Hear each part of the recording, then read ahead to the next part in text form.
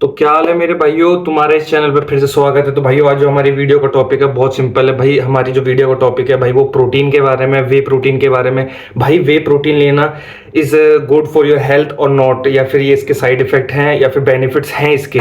तो भाई प्रैक्टिकल और हर चीज़ को भाई और पर्सनल यूजेज के हिसाब से और एक्सपीरियंस के हिसाब से अगर मैं बताऊं तो भाई प्रोटीन के मतलब बहुत सारी चीज। भाई वे प्रोटीन के बारे में पहले हम समझ लेते हैं कि इसका वर्क क्या होता है, इसका काम क्या होता है, फिर हम पता करेंगे भाई साइड इफेक्ट या फिर कुछ और के बारे में। तो सबसे पहले भाई प्रोटीन के जो काम करने का तरीका है, प्रोटीन किस हिसाब से वर्क करता है तो तुम समझ जाओ। तो भाई जब हम वर्कआउट करते हैं या कोई फिजिकल एक्टिविटीज करते हैं जिसमें हमारे मसल्स टिश्यूज मसल फाइबर्स भाई टीयरली ब्रेक होते हैं, बहुत बहुत छोटे छोटे उसमें भाई फाइबर में वो आते हैं। जब टूटता है हमारा मसल तो भाई उसको रिकवरी चाहिए होती है। तो भाई वो रिकवरी, तो अगर तुम प्रोटीन ना भी लो, प्रोटीन भाई जरूरी नहीं है कि डब्बे में ही आता है। प्रोटीन भाई तुम्हारे घर के डाइट में भी होता है, दाल चावल रोटी, यहाँ तक कि चावल हर चीज में, रोटी तक में भी होता है, आलू तक में भी होते हैं थोड़े बहुत प्रोटीन, मतलब हर चीज में प्रोटीन होता है।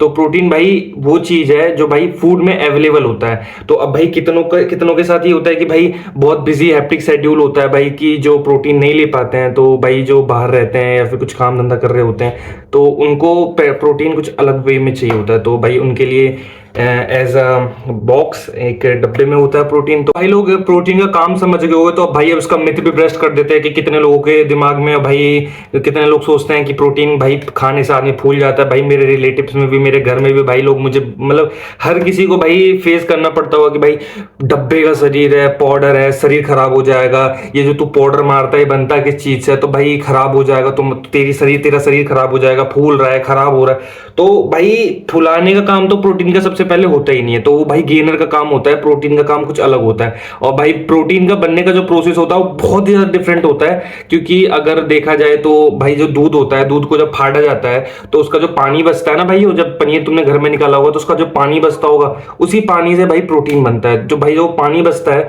तो उसको डाला जाता है रिफाइनरी में, फिर भाई उसको प्रोसेस में लिया जाता है और फिर उसको रिफाइन किया जाता है। भाई एक बार रिफाइन करते हैं तो आइसोलेट प्रोटीन बनता है, दूसरी बार कॉन्सेंट्रेट, तीसरी बार में भाई जब तीसरी बार हाई रिफाइन हो जाता है तब वो हाइड्रोलेट प्रोटीन बनता है। तो हाइड्रोलेट प्रोटीन जो होता है सबसे बेस्ट प्रोटीन होता है, और भाई बस यही सबसे सिंपल वे होता है प्रोटीन बनने का।